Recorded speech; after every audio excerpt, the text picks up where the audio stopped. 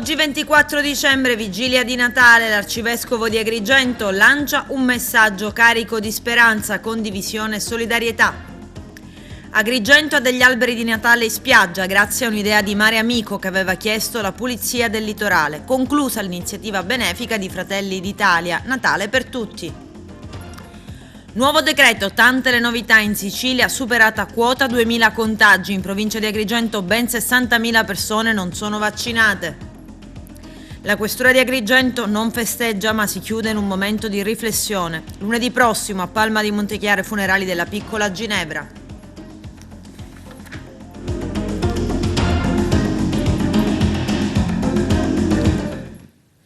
Bentrovati gentili telespettatori al nostro appuntamento con l'informazione. Oggi apertura doverosamente dedicata al messaggio augurale per il Natale dell'arcivescovo di Agrigento, Monsignor Alessandro Damiano, un messaggio carico di parole di speranza, di condivisione, di solidarietà, ma soprattutto in questo momento particolare, concetti che quasi certamente riprenderà stasera nel tradizionale pontificale in occasione della Messa della Natività. Vediamo. Ci hanno sempre detto che a Natale bisogna essere più buoni. Mai bugia è stata più grande di questa, nonostante supportata anche da un jingle diventato famoso per una pubblicità. A Natale si può, quello che non si può fare mai, e questa è una bugia. A questo jingle fa eco anche un altro testo musicale, no? Che o è Natale sempre o non è Natale mai. Credo sia una canzone di Giovanotti, credo, non ne sono certo. Ma è proprio così, o è Natale sempre o non è Natale mai. Per quanto riguarda quell'essere buoni. E l'essere buoni non è una faccenda sdolcinata, perché per il credente certamente, ma per tutti gli uomini e le donne di buona volontà, essere buoni è un principio di azione. Quel principio di azione che ci viene consegnato dal bambino di cui facciamo memoria nel Natale, dal bambino, dalla parola che si è fatta carne, e questa parola che si è fatta carne ricordiamo come in una delle pagine del Vangelo, quella dell'inizio del capitolo 5 di Matteo, propone un itinerario che inizia con questa parola nella versione che conosciamo tutti, beati. Beati coloro che hanno uno spirito da poveri, e beati miti, misericordiosi, coloro che hanno fame e sete della giustizia, gli operatori di pace. Ma queste beatitudini sono principi di azione. A volte il termine beato nel linguaggio così immediato, comune, no? Noi lo usiamo in modo, mi permetto di dire, in modo superficiale. Quindi quando qualcuno non ha pensieri, quando qualcuno è in vacanza, beato te. Ma non sono le beatitudini queste qua che presenta il bambino, la parola fatta carne. Le beatitudini sono principi di azione. Essere buoni significa condurre la propria vita secondo questi principi di azione che ci vengono riconsegnati. Essere miti, essere misericordiosi, avere fame e sete della giustizia, essere operatori di pace. La nostra diocesi, la nostra provincia è ferita per tanti motivi, ma sicuramente in questi 15 giorni, dico, è ferita nelle relazioni, nei rapporti familiari, no? Non si è spento e non si spegnerà facilmente l'eco delle vittime di Lavanusa, l'eco del dolore dei familiari delle vittime, perché le vittime sono una pienezza della vita. Noi questo come credenti, io come credente questo lo devo dire, lo devo e lo voglio dire, perché in modo così molto semplice, cioè io credo nella risurrezione, se no non potrei neppure celebrare il Natale, il presente, che faccio? No? Ma i familiari sono in mezzo a noi.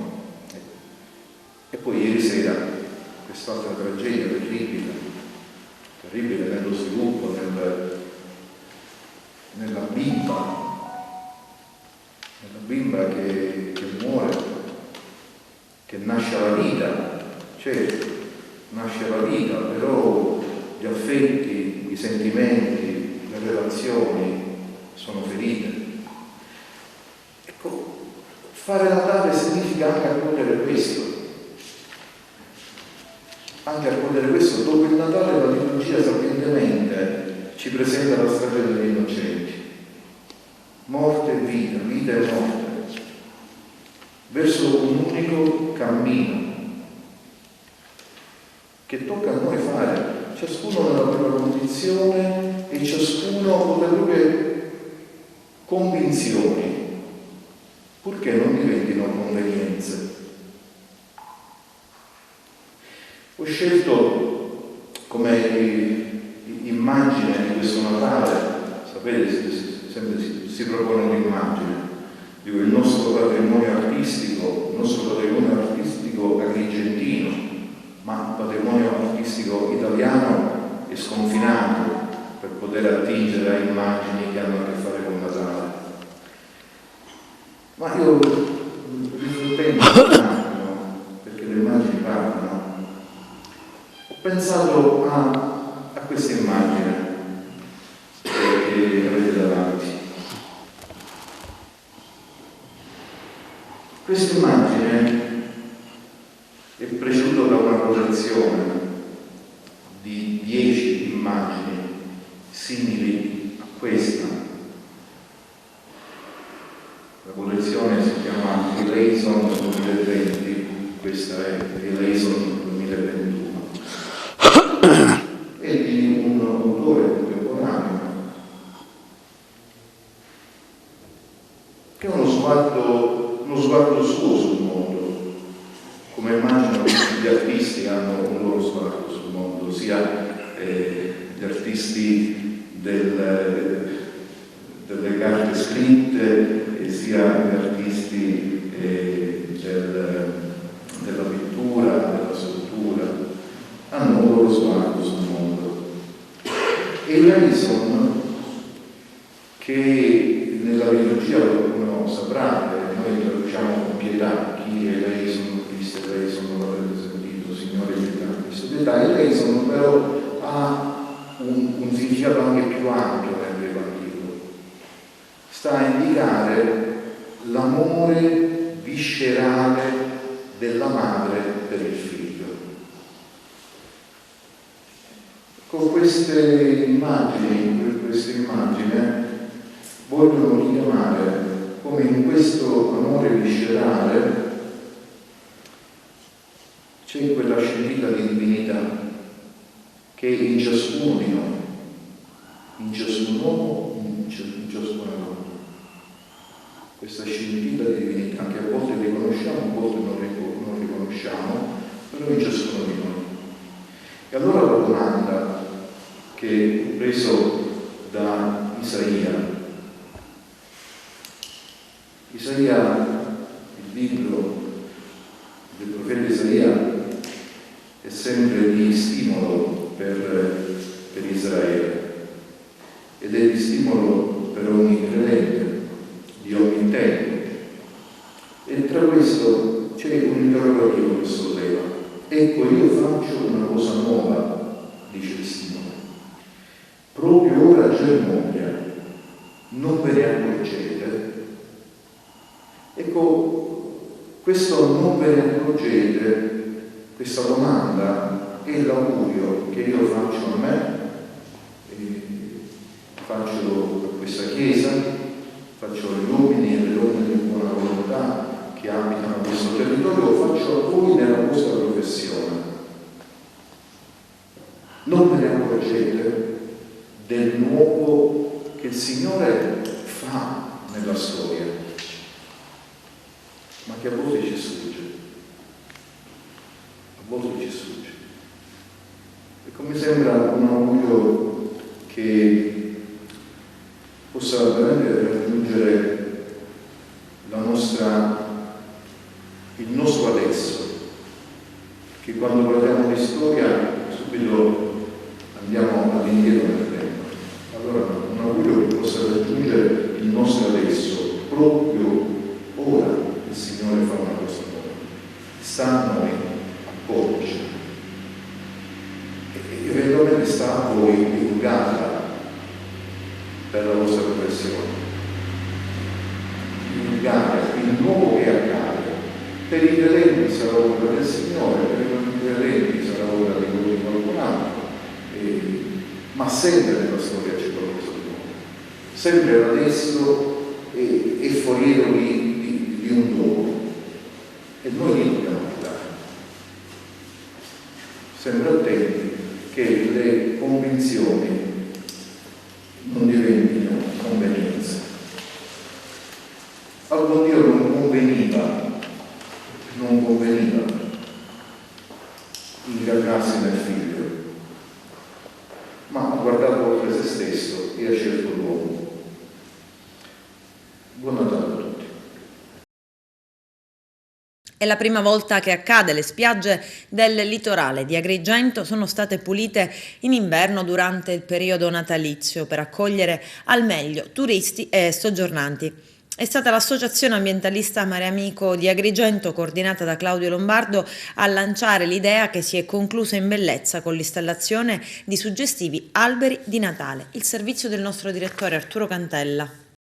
Nelle scorse settimane Mare Amico Agrigento aveva chiesto al sindaco della città di effettuare una pulizia straordinaria delle spiagge di San Leone, piena di rifiuti arrivati con le mareggiate, dopo le piene dei fiumi Acra e Cassennaro. Tutto ciò per permettere di far fluire gli arenili durante il Natale ai turisti e a tutti coloro i quali tornano in città per le festività.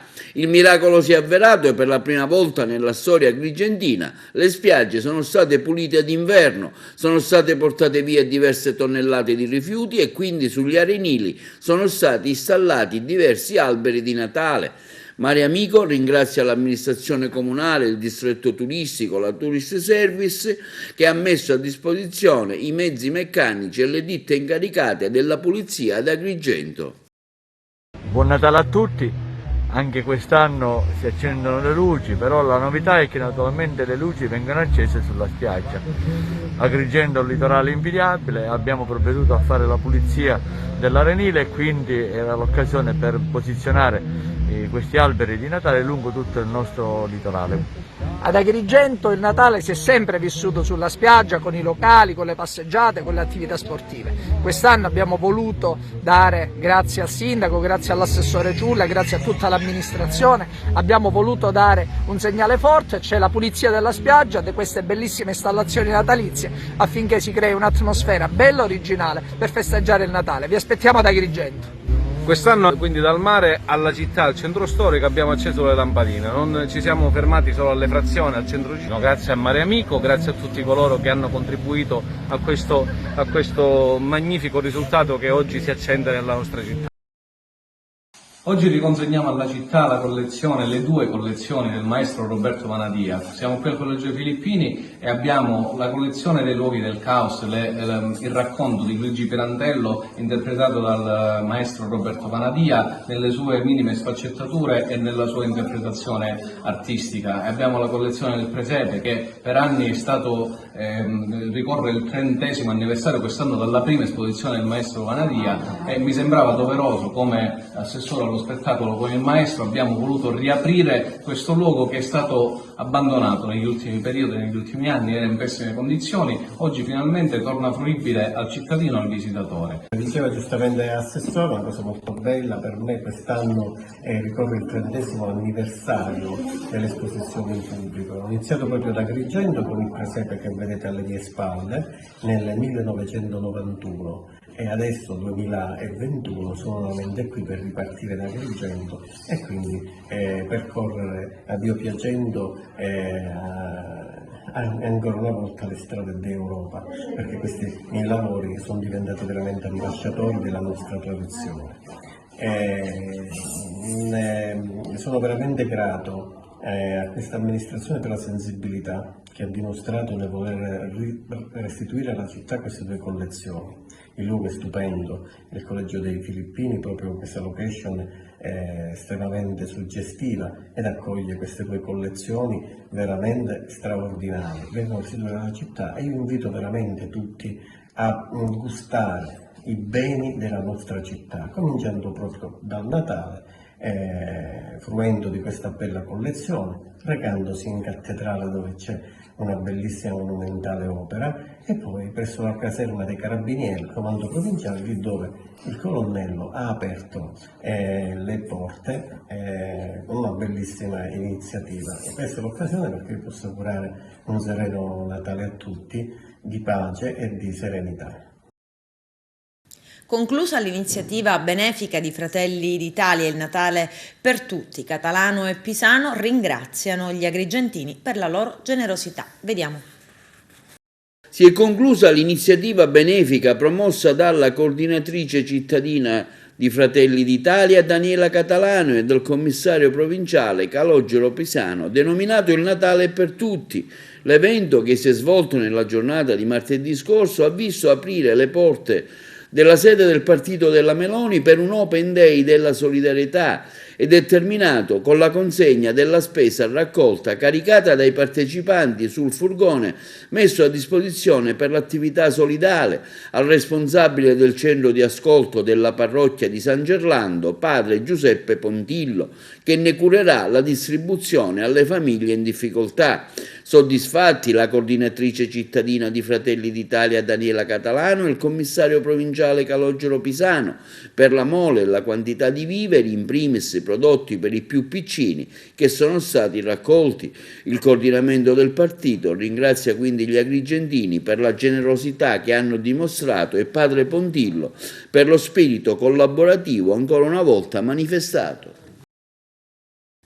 Il questore di Agrigento, Rosa Maria Iraci, ha inviato un comunicato stampa in cui si legge: in occasione dell'approssimarsi delle festività natalizie avrei voluto porgere gli auguri con altro spirito e modalità, ma il grave lutto che ha di recente colpito e messo a dura prova la nostra questura più che festeggiamenti richiede un momento di riflessioni. Colgo l'occasione per ringraziare la stampa per la vicinanza alla nostra istituzione e per il risalto dato alla professionalità delle donne e degli uomini della Polizia di Stato che operano quotidianamente al fianco dei nostri concittadini, i quali in più occasioni, anche grazie al vostro contributo, prosegue Rosa Maria Iraci, hanno capito e apprezzato questo impegno. Con questi sentimenti, conclude il questore, rinnovo i miei ringraziamenti per quello che avete fatto e quello che farete, con la speranza di un anno di serenità e un ritorno alla normalità.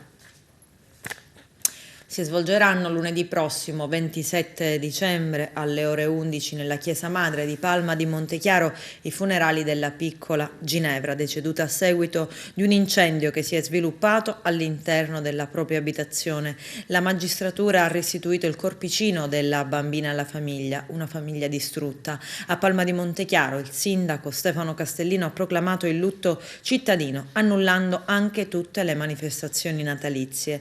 Invito la città tutta ad unirsi al dolore, dice il primo cittadino, con saracinesche abbassate dalle 11 alle 12:30 nel giorno dei funerali.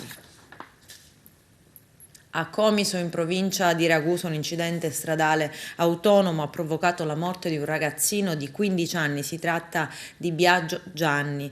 Lungo la strada che conduce all'aeroporto, lui alla guida di un ciclomotore per cause in corso di accertamento si è schiantato contro il ciglio stradale. Inutili sono stati i soccorsi. Sul posto sono intervenuti i carabinieri per i rilievi e l'avvio delle indagini. E a Modica, in provincia di Ragusa, un incidente stradale ha provocato la morte di Daniele Caschetto, 44 anni, camionista, lungo la strada 194 Modica-Pozzallo, sul raccordo che dal ponte Guerrieri conduce al polo commerciale di Modica. Per causa in corso di accertamento si sono scontrati il camion di Caschetto, carico di generi alimentari, un altro tir e un furgone con a bordo altre 2 persone, tutti feriti. Daniele Caschetto, sposato e padre di figli, è deceduto prima di essere trasferito a Catania tramite l'elisoccorso atterrato sul luogo dell'incidente. Adesso una pagina dedicata al Covid. Atteso e annunciato, arriva il decreto Covid con la stretta per le feste di Natale e Capodanno, ma non solo. Tante le novità: discoteche chiuse fino al 31 gennaio, mascherine anche all'aperto. Le nuove regole rendono la mascherina FFP2 obbligatoria in alcuni luoghi chiusi. Cinema, palestre, bar e ristoranti riservati a chi ha fatto il vaccino. La durata del Green Pass scende da 9 a 6 mesi, ma il ministro della Salute Roberto Speranza ha annunciato l'anticipo della terza dose da 5 a 4 mesi. Il servizio del nostro direttore Arturo Cantella. Nuove misure contro Omicron, stop alle feste in piazza e alle discoteche e un super pass per bar e musei. Il testo, approvato all'unanimità dal Consiglio dei Ministri, vede 10 articoli in tutto e non prevede l'obbligo di vaccino né per i dipendenti della pubblica amministrazione né per le altre categorie. Il decreto prevede innanzitutto lo stop agli eventi, le feste previste in piazza e i concerti all'aperto fino al prossimo 31 gennaio in tutta Italia per evitare assembramenti, una misura presa anche per uniformare le varie decisioni che erano state già adottate da regioni e sindaci.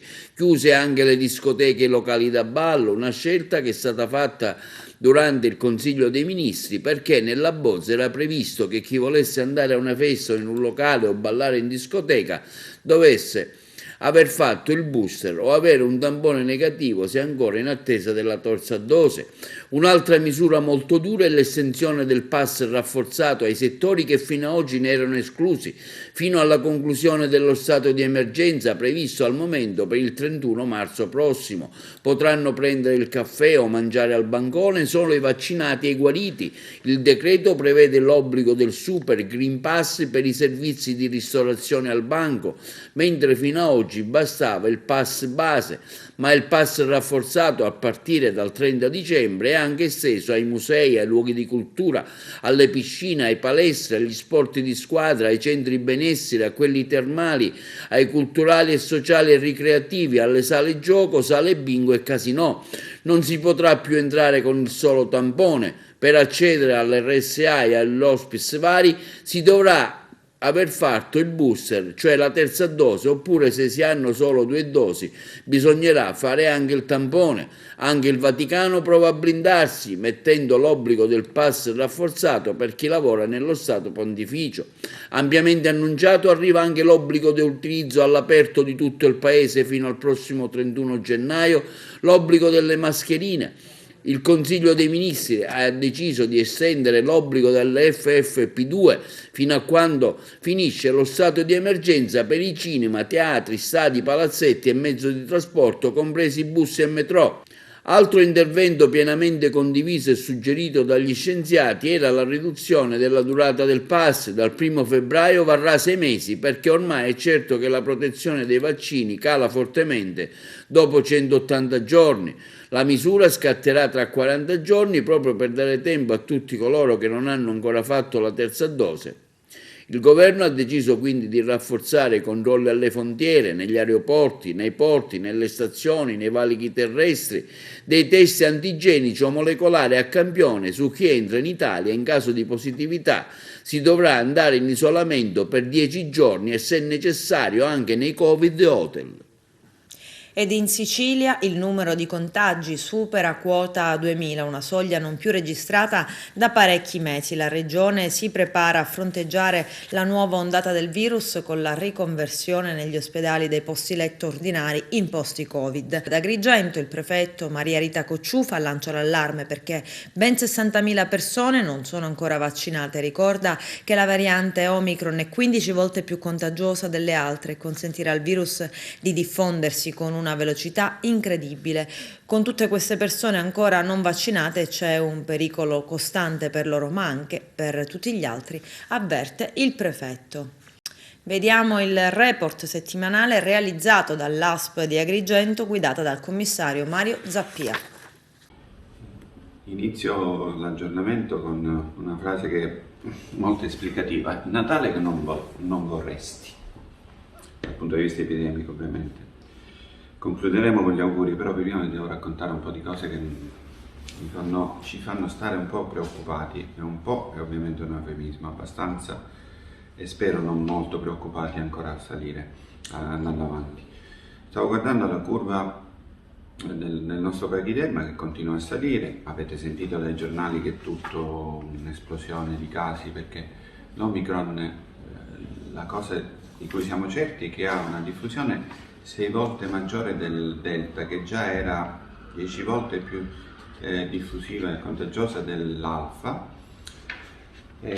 Tutte queste varianti di cui parliamo oramai sono diventate familiari, sono le varianti che si formano soprattutto nel virus dei non vaccinati, perché lì diventa un laboratorio in cui il virus attecchisce, vede quali sono i nostri punti deboli, si riformula, ma è la vita normale di tutti i virus che fanno così in tutta la storia dei virus e della medicina. Quindi vi dico subito che l'85%, quasi 86% di vaccinati significa, come vi dicevo la volta scorsa, che il 15% non sono vaccinati, ma al di là delle percentuali che non ci dicono nulla, significa che ci sono 60.000 persone nella provincia di Agrigento che non si sono vaccinate. Ed è un bel guaio, perché in queste persone ovviamente il virus ha campo aperto per poter intanto innescare la malattia, e questo è quello che non ci auguriamo ovviamente, ma si rimodella per poter andare avanti e per poter diffondersi maggiormente, quanto maggiormente può.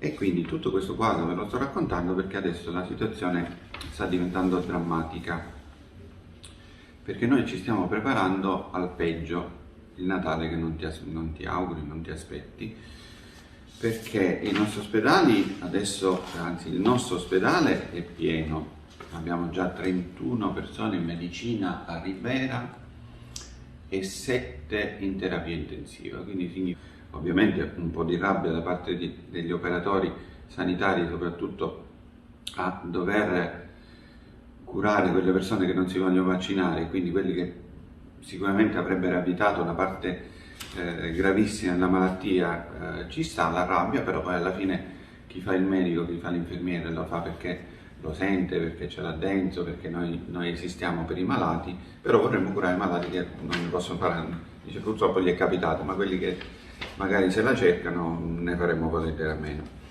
La terza dose invece stiamo andando molto bene, malissimo stiamo andando per i bambini, perché i bambini abbiamo vaccinato 268 bambini su 25.000 bambini, e sapete che le scuole in questo momento stanno ritornando alla DAD, stanno ritornando ad avere focolai e quindi tracciamento. Voglio dirvi in sintesi che il sistema sanitario così va al collasso, perché i positivi vanno tracciati, quindi va fatto il tampone con le cadenze che noi sappiamo. Questi producono rifiuti. I rifiuti, quando sono pochi, riusciamo a raccoglierli con le cadenze già stabilite. Quando i numeri diventano questi del pachiderma, ci saranno comuni come Castrofilippo che ha numeri altissimi, altri comuni e i grossi comuni che avremo difficoltà tutti, quindi si crea una serie di servizi.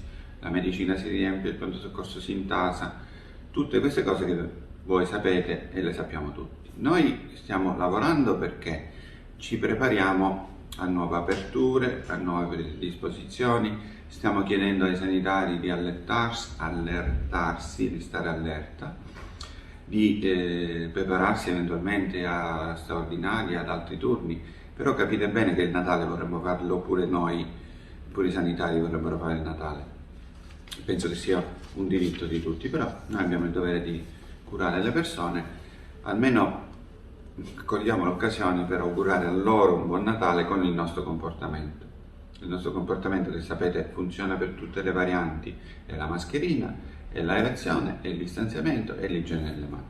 Questo ve lo dico di più adesso che saremo a fare festa, a giocare, a pranzi, cene e altro.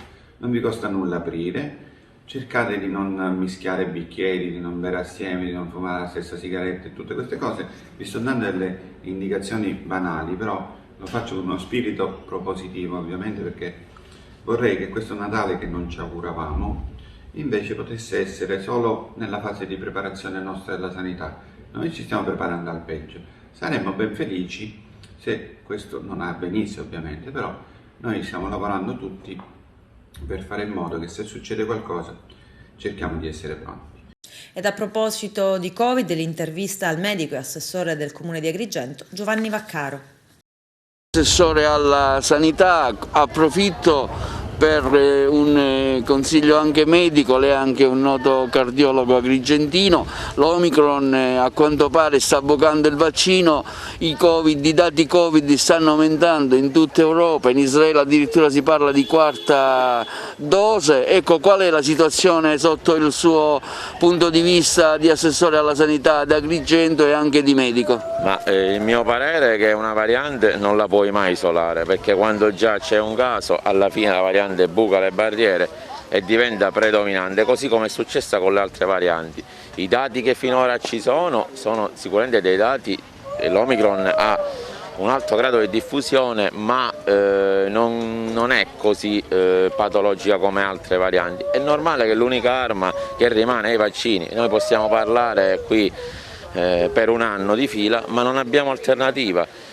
E i vaccini che dovrebbero essere sicuramente indirizzati ai paesi sottosviluppati, dove poi magari nascono queste varianti, quindi più gente avremo vaccinata, meno il virus circolerà. Quando dicono ah sì, ma il vaccinato può contagiare, può infettarsi, sì, il vaccinato può infettarsi, ma il vaccinato nella stragrande parte dei casi non finisce in ospedale, ha sintomi lievi e quindi questo è la chiave, lo snodo è questo, e soprattutto considerato che ormai questa variante è dominante, sicuramente io personalmente eviterei cene e veglioni, o quantomeno chi organizza cene e veglioni inviterei, e sarebbe veramente un qualcosa di sicuramente importante, di fare un tampone 24 ore prima a chi poi va a partecipare al veglione, perché purtroppo siamo in piena quarta ondata.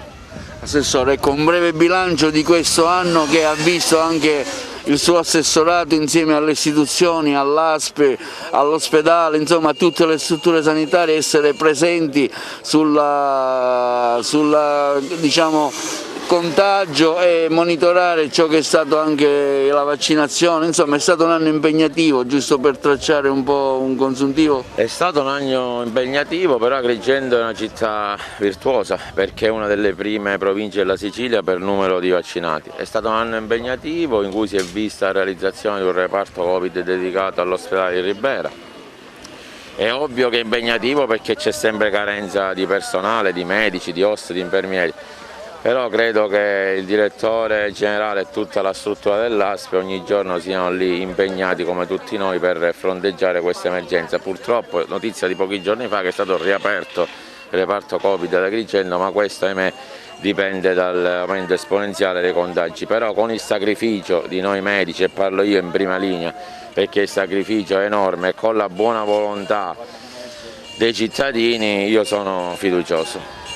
Uno sciame sismico ha investito il Catanese ed è stato avvertito nel momento della scossa più forte di magnitudo 4.3 in diverse aree della Sicilia, tra le province di Siracusa, Enna e Messina. Dalle 22.30 fino alle 7.15 del mattino di oggi sono state registrate 16 scosse dai sismografi, l'ultima alle 7.14 di magnitudo 3.1 e profondità 10.2 km a Motta Sant'Anastasia, l'epicentro dello sciame sciame sismico è stato localizzato proprio a 6 km da Motta Sant'Anastasia. La Protezione Civile ha provveduto a una ricognizione telefonica di tutti i sindaci dei comprensori. Per fortuna non si è registrato nessun danno.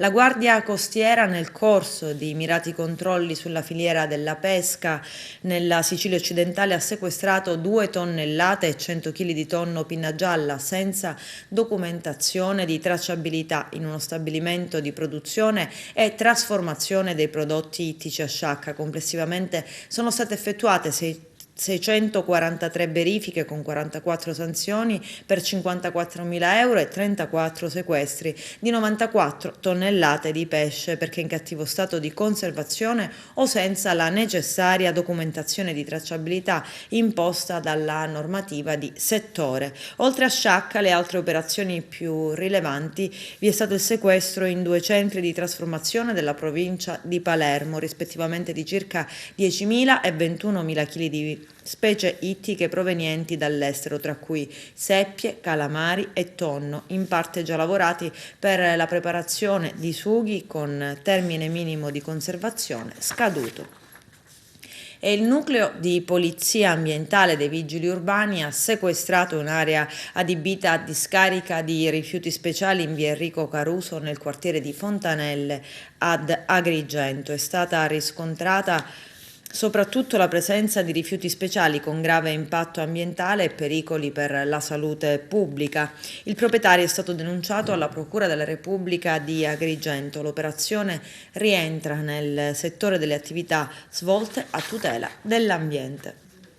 La prima sezione penale del Tribunale di Agrigento, presieduta da Alfonso Malato, ha emesso sentenza nell'ambito dell'inchiesta antidroga cosiddetta Up and Down su un traffico di sostanze stupefacenti, cocaina, hashish, dal Belgio alla Sicilia. 16 anni di reclusione sono stati inflitti a Carmelo Falletta, 46 anni di Favara, 7 anni e 5 mesi a Calogero Presti, 48 anni di Favara, 7 anni e 8 mesi a Carmelo Vaccaro, 43 anni anche lui di Favara, 7 anni e 2 mesi a Rania El Moussaid, 36 anni originaria del Marocco e residente ad Agrigento. 7 anni e 2 mesi a Gaspare Indelicato, 38 anni di Favara e 1 anno a Stefano Sacco, 57 anni di Porto Empedocle. Adesso la pubblicità, a tra poco, vi aspetto. Belvedere FAI della Scala dei Turchi, si tinge di verde con la piantumazione di pini marittimi. Arturo Cantella. Nel corso di una sobria ma significativa cerimonia sono stati messi a dimora alcuni pini marittimi della specie botanica Pinus pinaster, un'operazione che proseguirà nei prossimi giorni con la piantumazione di altri arbusti per un totale di 6 alberi di pino, presso il Belvedere FAI della Scala dei Turchi di Realmonte, che si tinge di nuovo verde. Si avvia dunque a conclusione un progetto di riqualificazione paesaggistica del Belvedere FAI, un percorso iniziato nel lontano 2013 con la demolizione di un ecomostro che sorgeva sulla spiaggia e il successivo abbattimento di un secondo immobile che insisteva a picco sulla scogliera. Oggi la piantumazione degli alberi. La comunità di Realmonte è molto soddisfatta, quella di stamattina è sicuramente un traguardo, la direzione, l'ho sempre detto, è quella giusta che va verso la bellezza e verso la riqualificazione di intere aree. Io per questo ringrazio il FAI e il Comitato di Realmonte e per quanto mi riguarda un'attività che inizia nel 2016 con l'inaugurazione del Belvedere, quindi l'ecomostro viene abbattuto, c'è del posto alla bellezza e alla legalità. Nel 2017 abbiamo l'ampliamento, quindi un ampliamento del Belvedere ancora quindi verso verso la bellezza. Oggi step conclusivo, mettiamo a punto l'ultimo progetto, introiteremo questa somma e restituiremo a Realmonte un'area più fruibile e più bella. Questa mattina si conclude un percorso iniziato nel 2016 con la realizzazione di questo Belvedere sulla Scala dei Turchi, un progetto che, se vogliamo, parte più da lontano, nel 2008 con la costituzione del FAI, parte civile nel processo per l'abbattimento del primo ecomostro che si trovava sulla spiaggia della Scala dei Turchi e poi l'abbattimento del secondo immobile che si trova proprio qui a Picco sulla Scogliera, e quindi la creazione di questo meraviglioso belvedere. Ringraziamo la sensibilità del Comune di Realmonte, del sindaco Fabiano Lattuca, del comitato Realmonte Città della Scala dei Turchi, il comitato del FAI, che ha raccolto anche tantissime firme per portare la Scala Turca al 25° posto nella classifica censimenti luoghi del cuore. Infatti a luglio, lo scorso luglio, è stata anche messa apposta una targa, i luoghi del cuore, qui in questo magnifico belvedere. Quindi l'attenzione del FAI è sempre rivolta verso il territorio, verso la riqualificazione del territorio, ed è, con la pianturazione degli alberi, un regalo di Natale che il FAI fa a tutto il territorio agricolo. È proprio questo l'obiettivo della mattinata, riuscire a sensibilizzare l'opinione pubblica sulle tematiche ambientali. Nelle scorse settimane non possiamo non aver assistito agli eventi temporaleschi, ai cicloni che hanno devastato intere aree della regione Sicilia, ivi compreso una parte di questo belvedere, come vedete dalla presenza di 2 pini divelti appunto dalle condizioni meteo. Oggi vogliamo ricreare, dare nuovamente vita a questa parte di territorio, sostituendo innanzitutto i 2 pini abbattuti con 2 nuovi pini marittimi, a cui poi seguirà la piantumazione di altri 4 elementi e poi l'aggiunta di altri elementi botanici rappresentativi della macchia mediterranea che contraddistingue questo territorio. Quindi un messaggio importante alla comunità per attenzionare le tematiche ambientali e prendersi cura del nostro territorio. E questo è un obiettivo che ci eravamo prefissati lo scorso anno. Per raggiungere lo stesso mi sono adoperato per la creazione di un comitato, il comitato Realmonte Città della Scala dei Turchi, affinché si raccogliessero delle firme anche sia con l'aiuto delle istituzioni ma anche del panorama associativo qui rappresentato oggi dall'associazione Mariterra, che ha dato un grande contributo nel raggiungimento di questo obiettivo. Bonjour Casimiro approderà ad Agrigento, verrà presentato l'ultimo libro di Alberto Samonà. Giovanna Neri. Alberto Samonà, scrittore e giornalista, sarà ad Agrigento nei prossimi giorni per presentare il suo ultimo libro. Bonjour Casimiro, di cosa parla? Sì, Bonjour Casimiro è un libro di narrativa, lo sfondo è la vicenda di Casimiro Piccolo, un barone siciliano che visse a partire dal 1932 con i suoi fratelli in una villa in collina a Capo d'Orlando, lontano dagli sfarzi della nobiltà cittadina, in compagnia di passeggiate notturne durante le quali diceva di incontrare i personaggi del bosco, folletti, fate, gnomi, elfi, che poi egli ritraeva nei suoi acquerelli passati alla storia come gli acquerelli magici di Casimiro Piccolo. Lo sfondo è anche uno sguardo sull'aristocrazia siciliana, un mondo che forse non c'è più, anche se il libro racconta molte altre suggestioni. Casimiro legato anche a Giuseppe Tomasi di Lampedusa?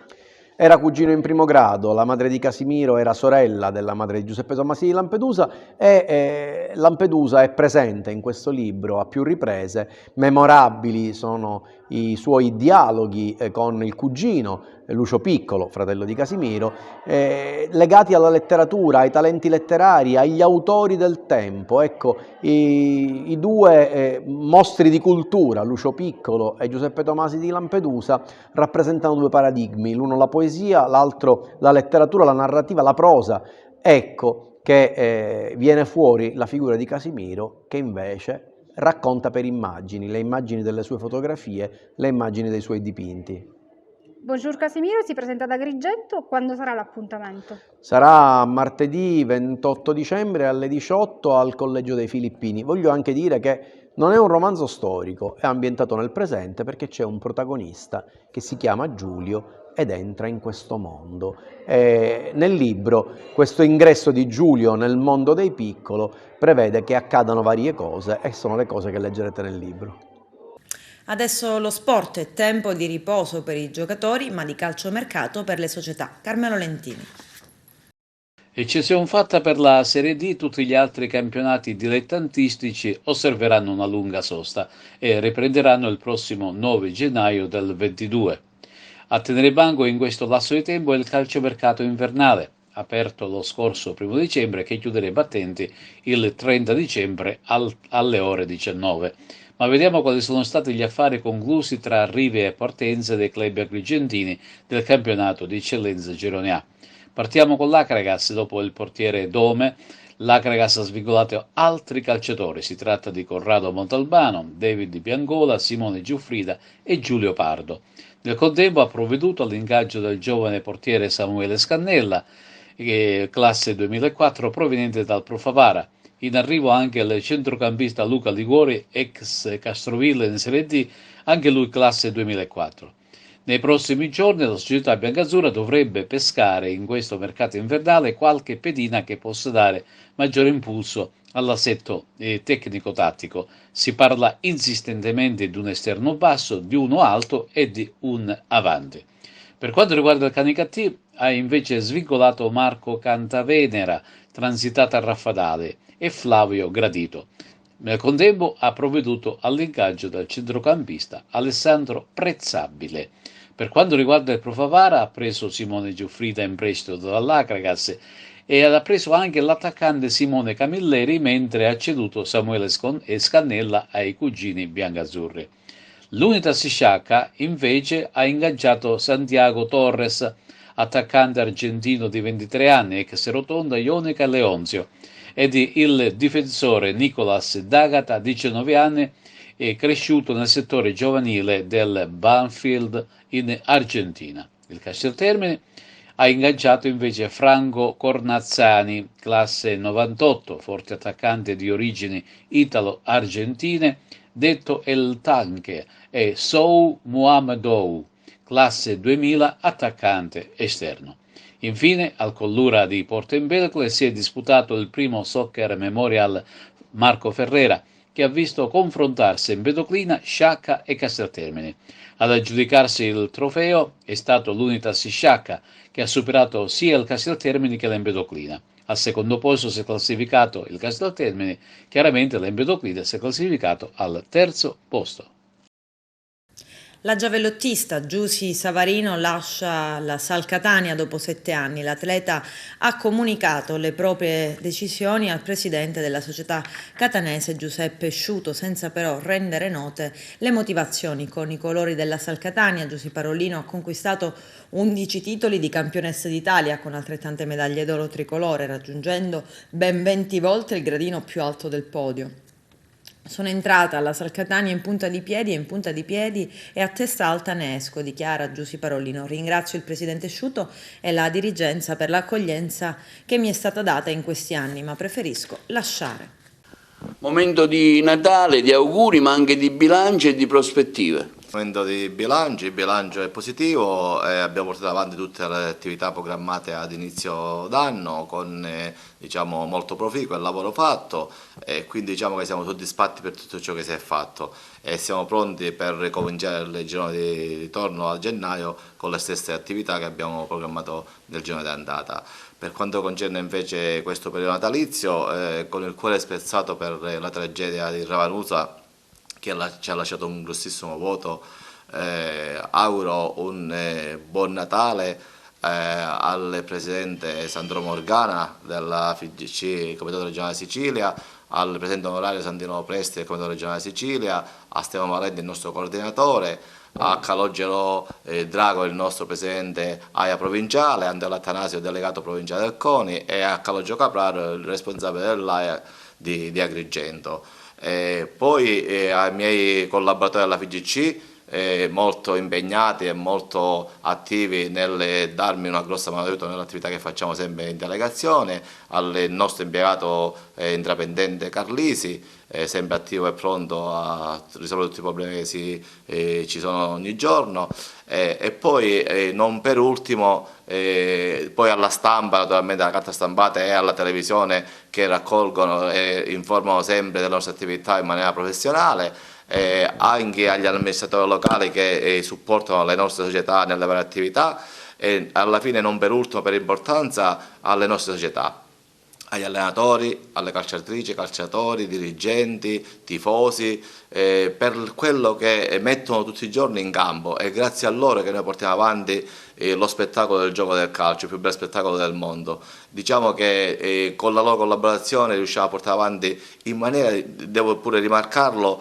molto serena, perché fortunatamente quest'anno siamo a livello di violenza quasi a zero, e quindi diciamo che siamo molto soddisfatti di questo aspetto, e su quello noi lavoriamo tantissimo. Quindi auguro a tutti buone feste, a tutti gli sportivi della nostra provincia, alle loro famiglie, di trascorrere un sereno Natale e soprattutto di riflessione per ripartire più forti di prima nel mese di gennaio. Auguri a tutti. È tempo di raduno per la rappresentativa regionale Juniores Sicilia, appuntamento al campo sportivo comunale di Aragona. Tonino Butera. Il presidente Santino Lopresti oggi è all'Aragona Stadium Metodo Russo per accogliere la rappresentativa allievi regionale. Presidente, un saluto era doveroso da parte della federazione.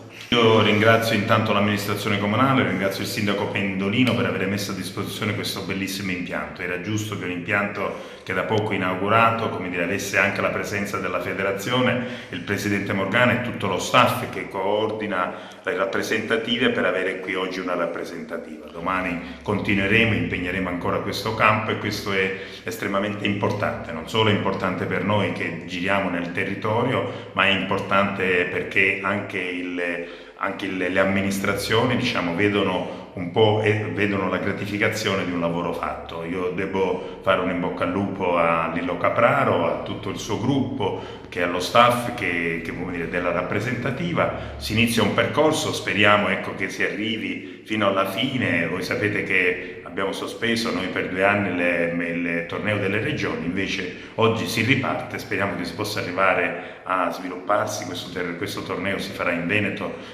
sembra a Peschiera, e poi invece a Bolzano faremo quello del calcio, a Bolzano faremo quello del calcio 11, a Peschiera faremo quello del calcio a 5, e quindi nei 2 periodi poi che sarebbero di Pasqua e subito dopo quella pasquale, di fare questi due tornei e di vedere di nuovo la Sicilia rappresentata da ragazzi che vogliono difendere i valori, che sono i valori che lo sport può trasmettere della Lega Nazionale Dilettanti, cioè quello dello stare insieme, della solidarietà e del rispetto delle regole.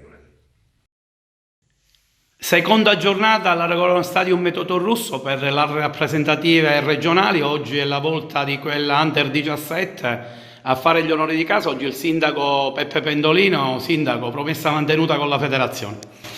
Sì, era una cosa a cui ci tenevamo tantissimo e finalmente si è realizzata. Ecco, il fatto che abbiamo fatto questo stadio nuovo ci consente, ecco, di ospitare questi tornei che sono importanti, perché, ecco, crescono i nostri giovani, cresce la nostra Aragona, perché c'è movimento di persone. E voglio ringraziare io il presidente Santino Lopresti, tutta l'organizzazione e tutti i componenti della FIGC. Devo dire un grazie anche a tutta la squadra di Aragona, al presidente Luigi Monreale, a tutto lo staff della SD Aragona, che si stanno prodigando per portare veramente la squadra di Aragona a livelli diciamo molto più alti rispetto a quelli che ci siamo prefissi. Quindi speriamo che il prossimo anno possiamo avere la seconda categoria, poi la prima categoria e poi la promozione. Me lo auguro.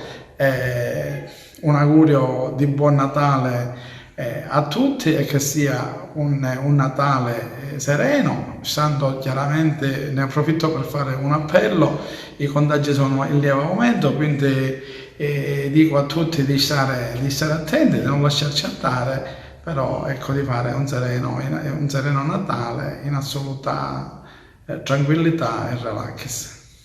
L'attività del settore giovanile oggi ad Aragona con la rappresentativa regionale allievi, e con noi il coordinatore regionale del settore giovanile scolastico della Sicilia, Stefano Valenti. Mister Valenti, è voluto essere presente a questo stage.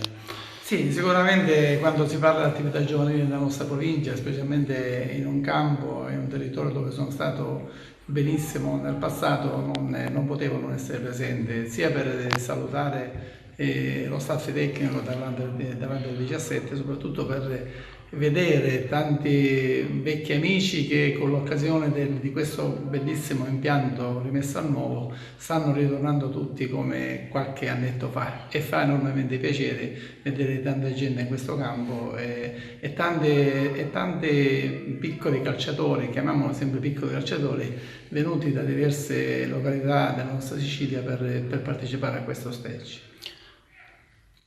Che valore hanno queste rappresentative e come si pongono in Sicilia? Ma diciamo che hanno un valore fortemente importante, perché sono delle rappresentative a cui la federazione tiene tantissimo, perché danno valore e soprattutto danno qualcosa in più alle nostre società. Ma d'altra parte sono dei raduni dove tutti vengono presi in considerazione, al di là della provenienza, sono valutati da uno staff tecnico veramente di primo ordine, e credo che sia una cosa importante anche per la società poter dare la possibilità ai propri tesserati di far parte di un gruppo che alla fine rappresenteranno la Sicilia in un torneo nazionale. Con questo è tutto, termina qui l'edizione del telegiornale. Io vi auguro buon Natale e buone feste. A presto.